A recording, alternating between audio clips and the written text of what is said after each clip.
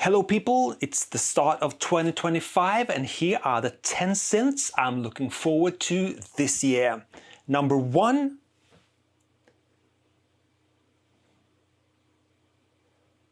Wait a minute, there aren't any synths coming in 2025 that I look forward to. I actually have all the synths I need. With NAMM 2025 just around the corner, I'm pretty sure there will be lots of good sounding synths screaming at you from every booth this year, as in every other year. So if you're watching this wondering if you should buy this new synth or not, well, think about it carefully. Do you need it to get a gig? Do you need it to make a new song? Do you need it to make better music? Do you need it to get friends? Do you need it to get laid? Do you need it to please your mother? Do you need it to please yourself? Or do you need it to please the manufacturer who will gladly take your money and sell you another new synth next year? Think about that for a minute before you tap that credit card.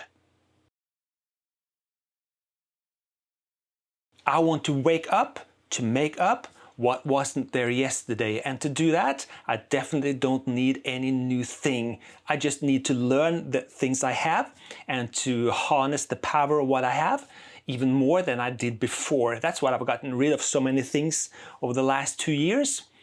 They've taken away from my creativity, they've taken away from my enjoyment, and they've taken away from what was my first love. And my first love was to make music. And the question is, do you get off on the gear or do you get off on making music? I can only speak for myself, of course. I've missed making more music. My channel has become more a gear-oriented channel.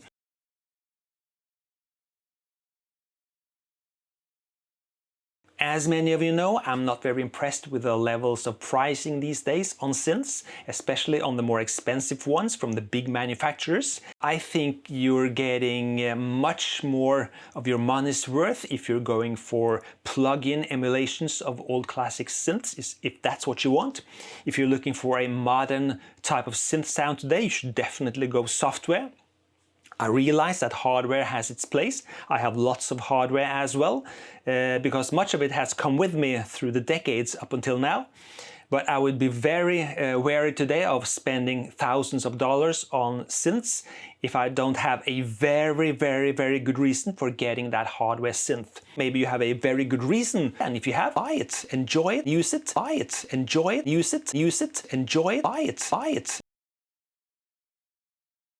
As for me, well, I've run a synth channel for many years now, and there will still be synths on my channel, but hopefully I can show them in a more creative way, at least in the way of making music with the synths. So the music itself, the creative process itself will be the focus and not the synths themselves. Some of you will be disappointed to hear that, and that's fine. I have to get back to that initial joy of using synths that I had in the early 80s, and I started using synths because they could bring my music forward. That was my initial interest in using synths.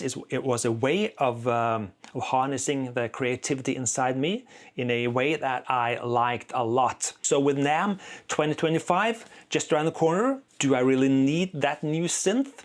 Espen Kraft says no.